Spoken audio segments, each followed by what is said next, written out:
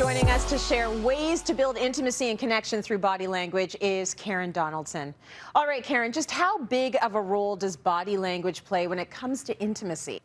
A really good question. It plays a huge role because the reality is this: when it comes to communication, 70 plus communication, like when we look at communication, 70 plus of it is nonverbal, and it's made up of our body language, our gestures, our facial expressions, and tones. And research actually shows that women are more adept at reading and showcasing body language, but we can all be more intentional with it, Tracy.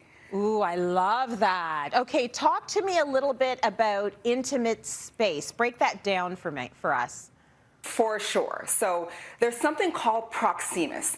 And that is basically the study of spatial awareness and the effects it has on different people. And there are 4 different zones. And the first one is public space. And that's essentially if you're speaking to a group doing a workshop.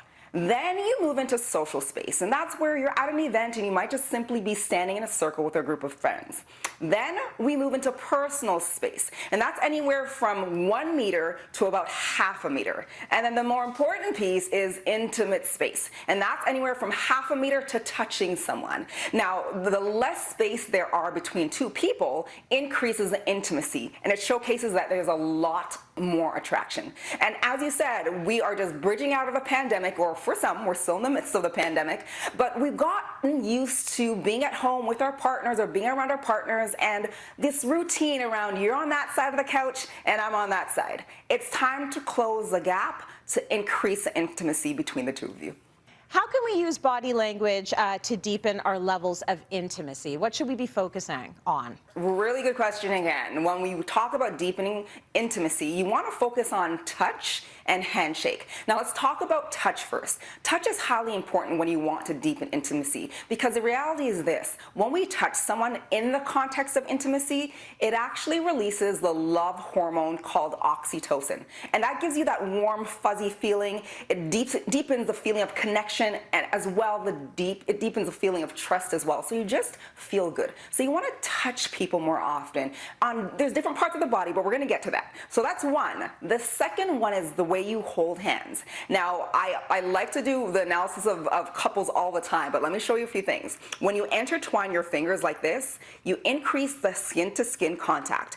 Number one, it increases the release of that love hormone as well. And the other thing, it shows that that person is highly attracted to you.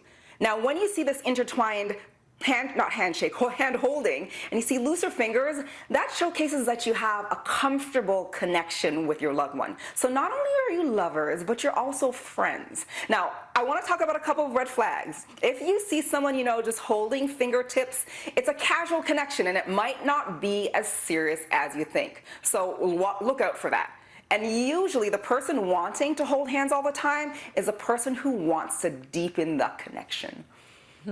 See, so much being said without any words passing lips. I think that is so cool.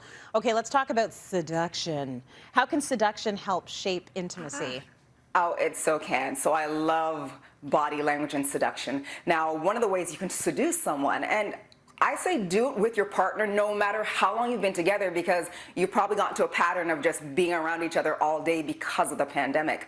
One of the first things you can do is you can gesture on your own body. So you can touch your lips, right? And you can also gesture and touch them. So you can walk by and touch their ear, you can touch their neck.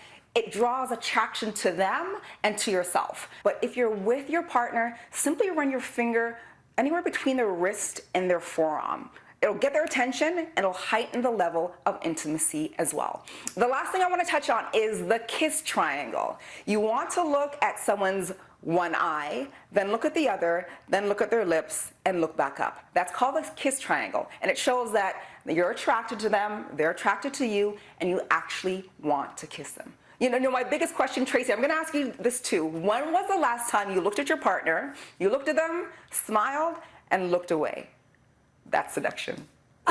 You know what? We do that for fun, and I'm a big toucher. Like, I actually think I'm a good seducer, me and the dog, but mostly me. And but I think that I'm more, I might not be like the look away and be all coy. I'm more of the let me get in there and touch and do the triangle. Like, I'm good at that stuff. But You know what? I need to incorporate some of your demure moves into my repertoire is what I need to do, Karen. I love that. Okay, talk to me. Switches things up. Yeah, switch it up. Talk to me about hugs, because hugs, I come from a huggy family. I'm in a huggy family, and they're making a comeback. Talk to me about that. Yes, they are making a comeback. We can now see people, and like I said, we've been in the same space with our loved ones, but it doesn't mean you can't hug them. And when it comes to intimacy, here's what I want to tell you. When you hug someone around the waist, it's a more intimate hug than when you hug them just around the back. And the other thing too, if you want to show someone that you really care and you care about their safety, you want to protect them, you hug them from behind. So you're basically covering the back of them, which is a protective gesture. Oh, I like that. Okay, before you go, tell us a little bit about hot spots and how they can brighten our lives.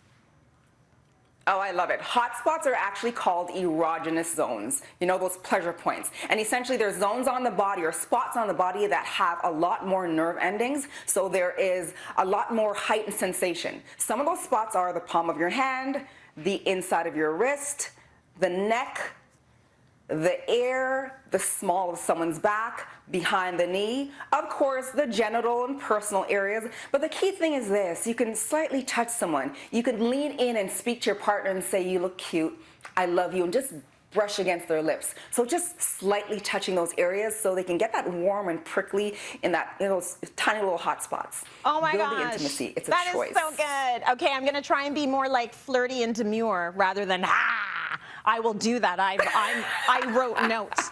Very good homework for everyone at home to try as well. Thanks, Karen.